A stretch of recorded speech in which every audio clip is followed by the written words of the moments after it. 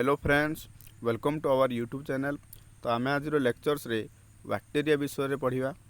तो PG entrance रे mainly bacteria रो को सब टॉपिक रू क्वेश्चन आस्ताए से टॉपिक को आम आज लेक्चर्स रे भल से बुझिबा। प्रथम देखिबा डिस्कवरी बैक्टीरिया रो को भलिया सब डिस्कवरी हेतरा। जो आम टर्म यूज करछे बैक्टीरिया ताको प्रथम थर पय दी जण साइंटिस्ट देथिले। सेमान होचनी एरेनबर्ग एंड कोहन। जो बैक्टीरिया को प्रथम थर पर डिस्कवर करथिले हमरो एबी ल्यूवेनहुक। से रेन वाटर ड्रॉप को निज माइक्रोस्कोप रे पकेगी प्रथम थर पर भाइरस को डिस्कवर करथिले। एवं भाइरस को प्रथम गोटे आर्टिफिशियल मीडियम रे कल्चर करथिले रॉबर्ट कोच। एवं से गोटे पोस्टुलेट बा नियम देथिले जाक आमे कहूछु कोच पोस्टुलेट, जोथि पय कि से परवर्ती समय रे नोबेल प्राइज पाइथिले। नेक्स्ट जति जिबा बैक्टीरिया कथा चिंता करिबा। Bacteria are the unicellular prokaryotic organisms belongs to your Monera.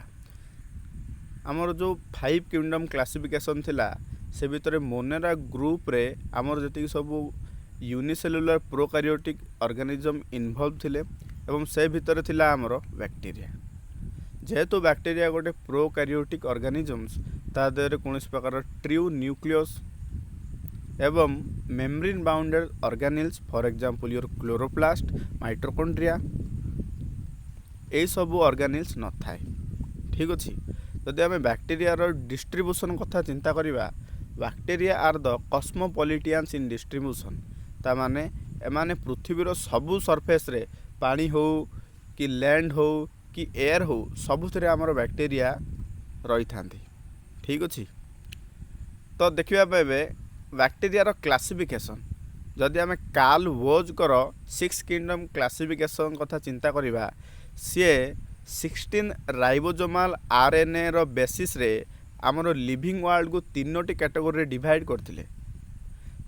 से आमर प्रोकैरियोटिक ऑर्गेनिजम को दुई भाग विभक्त करिकी आर्कीबैक्टीरिया एवं यूकारिया नामक दुईटी ग्रुप रे डिवाइड कर देथिले।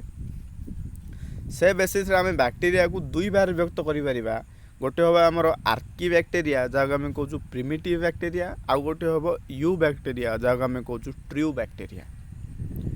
जदि हमें आर्कीबैक्टीरिया विषय रे अधिक देखिबा, they are the primitive organism, बहुत पुराना ऑर्गेनिजम्स। आमे कहि परिबा कि पृथ्वी पृष्ठ रे प्रथम लिविंग ऑर्गेनिजम आर्कीबैक्टीरिया भली केतोडी ऑर्गेनिजम रु ही तयारी हेतिले।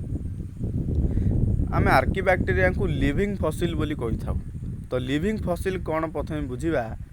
तो जो ऑर्गेनिजम वर्तमान समय रे लिविंग फॉर्म रे अछंती एवं सेमानकर फसिल रेकॉर्ड मध्य अछि, सेमानक आमे लिविंग फसिल बोली कहूचे।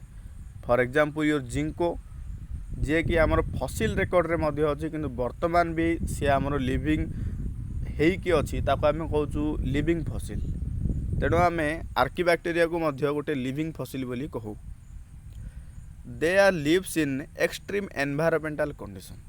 तो आर्कीबैक्टीरिया अछंती से माने बहुत एक्सट्रीम एनवायरमेंटल कंडीशन रे रहंती। फॉर एग्जांपल से माने हाई टेम्परेचर 120 डिग्री रु अधिक टेम्परेचर थिबा जगार मध्य रही पारंती। ता सहित हाई एसिडिक कंडीशन पीएच 2 रु कम थिबा जगार मध्य से माने रही पारंती। ता सहित से माने एक्सट्रीम सॉल्ट कंडीशन रे मध्य रही पारंती। तो जेहेतु आर्कीबैक्टीरिया माने एक्सट्रीम एनवायरमेंट कंडीशन रे रही पारंती, ताको आमे अदरवाइजली एक्सट्रीमोफाइल्स मध्य कहि थाउ। ठीक अछि। They are the obligate anaerobes. सेमानंकु मेटाबॉलिक एक्टिविटी करिया पई कोनोसी प्रकार ऑक्सीजन रो रिक्वायरमेंट हुएनी। तेणु आमे तांकु ऑब्लिगेट एनारोब्स मध्य कहू। आउ दीटा इंपोर्टेंट पॉइंट होची, एमानकर आम देखिबा बैक्टीरिया जो सेल वाल अछि से पेप्टिडोग्लाइकेन रे तयारी हिताए। किंतु आर्कीबैक्टीरिया मानकर जो सेल वाल रही से पेप्टिडोग्लाइकेन रे तयारी न होइकी से स्पीडोपेप्टिडोग्लाइकेन रे तयारी हिताए। तो मते टे कमेंट सेक्शन में जणाइबे ए पेप्टिडोग्लाइकेन और स्पीडोपेप्टिडोग्लाइकेन मध्य कौन मेजर सब डिफरेंस अछि। ठीक अछि। तो लास्ट पॉइंट होची एमानकर जो डीएनए अछि, मुख्यतः प्रोकैरियोटिक ऑर्गेनिजम मानकर डीएनए रे हिस्टोन प्रोटीन रहेनी, किंतु एमानकर डीएनए रे हिस्टोन प्रोटीन रही थाए। ठीक अछि। तो आम जदि क्लासिफिकेशन कथा चिंता करिबा आर्कीबैक्टीरिया को मध्य आम 3 भाग विभक्त करि पारछु। गोटे होची मिथानोजेन्स, सेकेंड होची हालोफाइल्स एवं थर्ड होची थर्मो एसिडोफाइल्स। तो मिथानोजेन्स कौन ना these are the methane producing archaebacteria जो माने कि आम गोबर गैस प्लांट रे मिथेन रो प्रोडक्शन करने व्यवहार करुचे से मिथेनोजेन ग्रुप रे जाती एवं तार एग्जांपल होची मिथानोकोकस। दुई होची हालोफाइल्स। तो जो बैक्टेरिया माने एक्सट्रीम सॉल्ट कंडीशन रही पारन ताको आम कहि परिबा हालोफाइल्स। तार एग्जांपल होची हेलोबैक्टीरियम। थर्ड होची थर्मो एसिडोफाइल्स। तो जो बैक्टेरिया आमर एक्सट्रीम हाई टेम्परेचर रे रहिबे एवं एसिडिक कंडीशन रे बंचिबार कैपेसिटी रही ताको आम थर्मो एसिडोफाइल्स ग्रुप रे नौचे। तार एग्जांपल होची थर्मोप्लाज्मा। एई भलिया आम आर्कीबैक्टेरिया को तीन बार विभक्त करुचे। एबे देखिबा आम यू बैक्टेरिया और ट्रू बैक्टेरिया। जो यू बैक्टेरिया अच्छी से ट्रू बैक्टेरिया बोली कहूचु एवं सेमानकर जो सेल वाल रही एमाने पेप्टिडोग्लाइकेन रे तैयारी एवं eubacteria are also the prokaryotic organisms. जदि आम सेल रो शेप कथा चिंता करिबा कोषर जदि बैक्टेरिया रो आकार कथा चिंता करिबा तो बैक्टेरिया रे मुख्यतः आकार अनुसार आम चारि भाग विभक्त करूचु। गोटे होची कोकोस। कोकोस माने जति राउंड शेप रो बैक्टेरिया अच्छी ताको आम कहूँ कोकोस एवं सिंगुलर कहूँ आम कोकोस प्लुराल कहूँ आम कोकाई। बेले बेले जो राउंड शेप रो बैक्टेरिया से माने पेयर होकर रुहति जहाँ आम कहूँ डिप्लोकोकस। एग्जांपल होची तुम डिप्लोकोकस निमोनी। किंतु बेले बेले राउंड शेप रो बैक्टेरिया गोटे चेन आकार रहती जहाँ आम कहूँ स्ट्रिप्टोकोकस। नेक्स्ट होची बासिलस। तो बैक्टेरिया रड शेप रो बैक्टेरिया को आम कहूँ बासिलस। से भाया बासिलस बेले बेले पेयर्ड कंडीशन रहती जहाँ आम कहूँ डिप्लोबासिलस।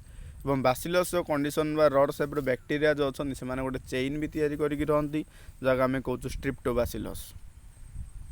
थर्ड होची स्पिरुलियम। तो जी स्पाइराल शेप रो जो अच्छा बैक्टेरिया तांको आम कहूँ स्पिरुलियम। फोर्थ होची विब्रियो। कितोटी कमा शेप रो मध्य आमर बैक्टेरिया रही ताको आम कहूँ vibrio. For example your Vibrio cholerae which causes your cholera disease. तो शेप अनुसार बैक्टेरिया को आम चारि बार विभक्त कले। गोटे होची cocci, bacillus, spirillum and your vibrio. तो नेक्स्ट जीवा बैक्टेरिया जो सेल अच्छी एमानकर कौन सब स्ट्रक्चर रही है। तो आम देखिले bacteria cell is a prokaryotic cell. That means the true nucleus is absent along with your other membrane bounded organelles. Your chloroplast, your mitochondria, your the Golgi body are totally absent in case of your bacteria. तो bacteria रो आमे जो प्रोकारियोटिक cell अच्छी ताको आमे दुई बार विभक्त करुचे। गोटे हम आम तार आउटर कवरिंग आ गोटे हम तार साइटोप्लाज्म्स। प्रथम देखिबा bacteria cell row outer covering रे कौन सब जिनस रही था। तो आम देखिए बैक्टेरिया सेल रो स्ट्रक्चर देखिबा तार आउटर सरफेस रे किसी म्यूसिलेज बा अठालिया सब्सटेंस रही है जहाँ आम कहूँ कैप्सूल और स्लाइम। सबू बैक्टेरिया रे कैप्सूल बा स्लाइम न था। ये किसी लिमिटेड बैक्टेरिया रही है। जदि कैप्सूल बा स्लाइम रही है से माने पॉलीसैकाराइड रे तैयारी होता। सेकेंड होची सेल वाल।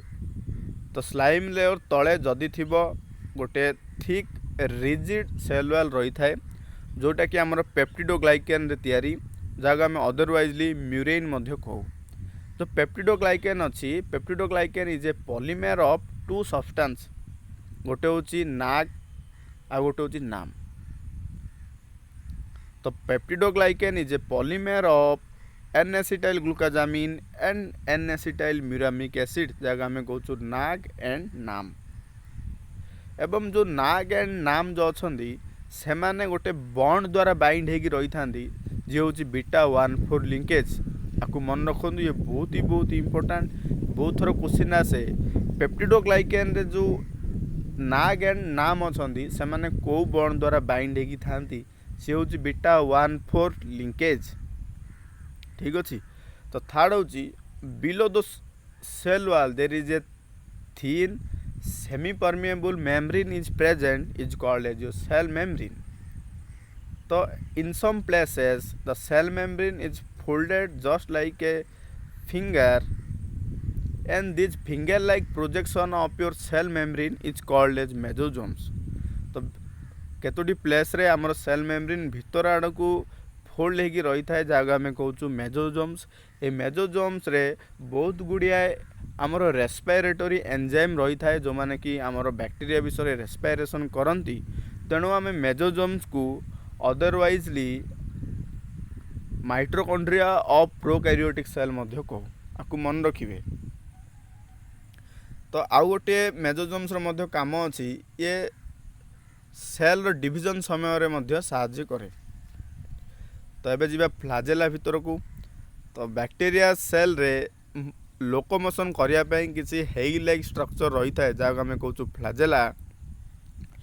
जदि गोटे बैक्टीरिया सेल भितर फ्लाजेला अच्छी से माने सेल मेम्ब्रेन रु एराइज होती। तो फ्लाजेला रो नंबर बेसिस रे आमे फ्लाजेला को डिफरेंट फ्लाजेला रो नंबर बेसिस रे आमे बैक्टीरिया को डिफरेंट टाइप से डिवाइड करूछु। ताको आम टिके देखिबा। प्रथमे देखिबा ए ट्राइकस। जदि गोटे ए माने एब्सेंट, जदि बैक्टीरिया भितर फ्लाजेला नाही ताको आम कहबा ए ट्राइकस। सेकंड होची मोनोट्राइकस। जदि फ्लाजेलार गोटे एंड रे मात्र गोटे फ्लाजेला रहिला ताको आम कहले मोनोट्राइकस। सेकंड होची एम्फीट्राइकस। जदि गोटे बैक्टीरिया सेल रे बोथ इंड रे गोटे गोटे लेखाएं फ्लाजेला अच्छी ताको आम कहले एम्फीट्राइकस। फोर्थ होची सेफालोट्राइकस। जदि फ्लाजेलार गोटे इंड रे गोटे ग्रुप ऑफ बा बंच ऑफ फ्लाजेला रहिला ताको आम कहले सेफालोट्राइकस। फिफ्थ होची लोफोट्राइकस। जदि फ्लाजेलार बोथ इंड रे गोटे बंच बा गोटे ग्रुप रो फ्लाजेला रहिला ताको आम कहले लोफोट्राइकस। एवं लास्ट वन होची पेरीट्राइकस। जदि बहुत सारा flagella bacteria surface bacteria cell रो होल सरफेस रे रहिले ताको आम कहले पेरीट्राइकस। ठीक अछि। तो नेक्स्ट जीवा साइटोप्लाज्म को। तो बैक्टीरिया रो साइटोप्लाज्म रे कौन प्रकार सेल ऑर्गेनेल्स रही न थाए जेहेतु से गोटे प्रोकैरियोटिक सेल। तो बैक्टीरिया साइटोप्लाज्म रे राइबोसोम्स, रिजर्व फूड, प्लाज्मिड एवं किसी फूड वैक्यूल्स रही थाए। साइटोप्लाज्म रे जो राइबोसोम रही ये 70S टाइप रो रही थाए। जदि आम जेनेटिक मटेरियल कथा चिंता करिबा तो बैक्टीरिया रे genetic material DNA double stranded DNA रही थाए जोटा कि साइटोप्लाज्म रे गोटे स्कैटर्ड मैनर रे रही थाए जहाँ आम कहूँ न्यूक्लियोइड्स।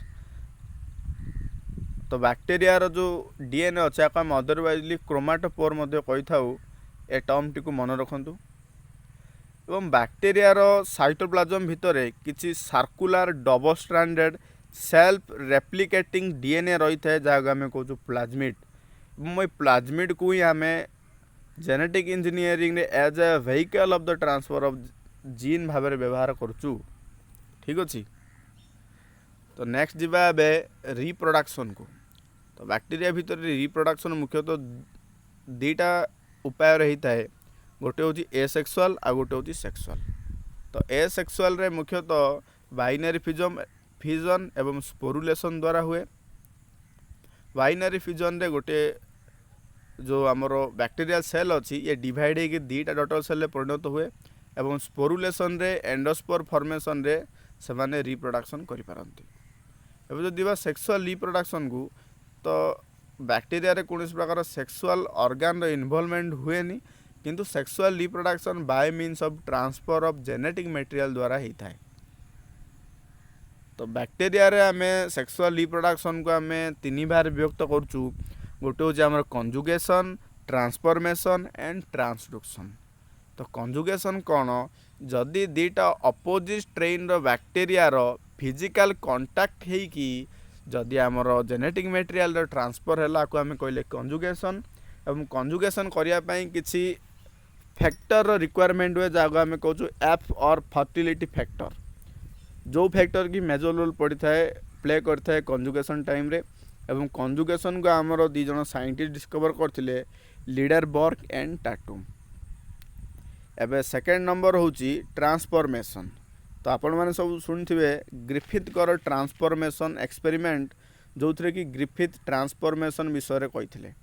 ट्रांसफॉर्मेशन कौन ना जदि बैक्टीरिया सेल एक्सटर्नल एनवायरनमेंट रु किछि नेक्ड डीएनए को ऑब्जर्व करी कि रिप्रोडक्शन कला ताको आम कहलु ट्रांसफॉर्मेशन एवं ट्रांसफॉर्मेशन को प्रथम थर पर डिस्कवर करथिले ग्रिफिथ। थर्ड होची ट्रांसडक्शन। जदि दीटा बैक्टीरिया भितर जेनेटिक मटेरियल एक्सचेंज हैला थ्रू द बैक्टीरियोफेज ताको आम कहले ट्रांसडक्शन। एवं ये ट्रांसडक्शन को प्रथम डिस्कवर करथिले जिंडर एंड लीडरबर्ग। मन रखंतु ट्रांसडक्शन रे दीटा अपोजिट स्ट्रेन रो बैक्टीरिया भितर जेनेटिक मटेरियल एक्सचेंज हबो थ्रू द बैक्टीरियोफेज वा भाइरस मानक जरिया रे हबो। एबे जिबा आमे इकोनॉमिक इंपोर्टेंट ऊपर को। तो भाइरस रो कौन कौन सब इकोनॉमिक इंपोर्टेंट अच्छी। प्रथम हार्मफुल एक्टिविटी को जीवा। तो बैक्टीरिया द्वारा प्लांट रे किसी डिजीज होता है, किसी इंपोर्टेंट डिजीज होता है। तो प्रथम आम बैक्टीरिया रो डिजीज विषय डिस्कसन करवा। प्लांट डिजीज चिंता करवा आमर हूँ citrus canker. It is the most frequently asked question. Citrus canker आमर किसी बैक्टीरिया द्वारा होता है, सी हूँ ज़ांथोमोनास साइट्री। सेकंड हूँ ब्लाइट डिजीज ऑफ राइस, ये गोटे बैक्टीरिया द्वारा हुए, सी हूँ ज़ांथोमोनास ओराइजे। थर्ड हूँ crown gall disease, it is also caused by a bacterium Agrobacterium tumefaciens. Fourth हूँ angular leaf spot of cotton, it is also caused by bacteria Xanthomonas malvacearum. ठीक अच्छे, ये हूँ इंपोर्टेंट चार्टा डिजीज जोटा कि frequently आमर question आसे, आपको मन रखिए। एबे आम जीवा ए जो बैक्टीरिया अच्छा से आमर किसी यूजफुल एक्टिविटी रे मध्य आसंती, बहुत आमर हेल्पफुल करती। प्रथमे मु कहबी आम बैक्टीरिया को आम नेचर स्कैवेंजर मध्य कहू। कमाई ना बैक्टीरिया मानकर भल डिकम्पोजिंग कैपेसिटी अच्छी, से माने डेड ऑर्गेनिक मटेरियल को डिकम्पोज करिकी आमर माटी मिसाई पारंती। ठीक अच्छे, तो यूजफुल एक्टिविटी रे आपण माने जानचंदी कॉर्ड मेकिंग बा दहीर प्रस्तुति करने प्रक्रिया रे आमे किसी बैक्टीरिया व्यवहार करूँ, जहाँ आम कहूँ लैक्टिक एसिड बैक्टीरिया। सेकेंड हूँ नाइट्रोजन फिक्सेशन। किसी बैक्टीरिया अच्छी आमर एटमॉस्फेरिक नाइट्रोजन को यूजेबल नाइट्रोजन जहाँ आम कहूँ नाइट्रेट फॉर्म रे कन्वर्ट करें, ताको आम कहूँ नाइट्रोजन फिक्सिंग बैक्टीरिया। तो नाइट्रोजन फिक्सिंग बैक्टीरिया भितर केजन सिम्बायोटिक एसोसिएशन रे नाइट्रोजन फिक्सेशन करती, आउ केतेक एसिम्बायोटिक रिलेशन रे मध्य नाइट्रोजन फिक्सेशन करि पारंती। तो नाइट्रोजन फिक्सिंग बैक्टीरिया रो एग्जांपल होची राइजोबियम एंड एजोस्पाइरुलम। थर्ड होची रेटिंग ऑफ फाइबर। तो फाइबर जो जूट फाइबर अच्छी ताको रेटिंग करिया पे हमर किसी बैक्टीरिया मध्य हेल्प करती, सी होची क्लोस्ट्रिडियम। फोर्थ होची फ्लेवरिंग ऑफ टी रो फ्लेवरिंग करिया पे मध्य आम बैक्टीरिया रो व्यवहार करूचु, सी होची माइक्रोकोकस। तो किसी बैक्टीरिया अच्छी आमर एनवायरनमेंट जो पॉल्यूशन करुच्ची ऑयल, ए ऑयल स्पिल जो अच्छी ताकू क्लीनिंग करने किसी बैक्टीरिया को व्यवहार करुचु, सी हूँ स्पीडोमोनास। मन रखु स्पीडोमोनास रो ऑयल को डाइजेशन कर कैपेसिटी अच्छी, तेणु आम ऑयल स्पिल जो अच्छी, जो ऑयल लीकेज होची समुद्र रे, ताकू क्लीन करने व्यवहार करुचु। तो लास्ट हूँ बायो इनसेक्टिसाइड। तो आमर किसी बैक्टीरिया रो इनसेक्टिसाइडल एक्टिविटी अच्छी, जहाँ आम एज ए बायो इनसेक्टिसाइड व्यवहार करुचु, सी हूँ एग्रोबैक्टीरियम ट्यूमेफासिन्स। ठीक अच्छे, आपण मैंने शुणुवे बीटी कॉटन गोटे इनसेक्टिसाइडल आमर कॉटन रो तैयारी होती, जो थी कि आमर एग्रोबैक्टीरियम रो CRI जीन को व्यवहार करके। नेक्स्ट हूँ पाश्चुराइजेशन। तो पाश्चुराइजेशन कौन ना हाई टेम्परेचर देखुवे आपण मैंने तो क्षीर गरम हो, क्षीर को उतरा हो हाई टेम्परेचर उतरा हो, जो द्वारा कि से बैक्टीरिया अटैक करें ना। ताकू मन रखु ये भी क्वेश्चन आसे पाश्चुराइजेशन कौन है। हाई हिट देकी आम बैक्टीरिया को किल करने को प्रोसीजर को कहूँ आम पाश्चुराइजेशन। ठीक अच्छे, तो किसी बैक्टीरिया फूड पॉइजनिंग करार कैपेसिटी रही थाए, सी हूँ आम क्लोस्ट्रिडियम। लास्ट हूँ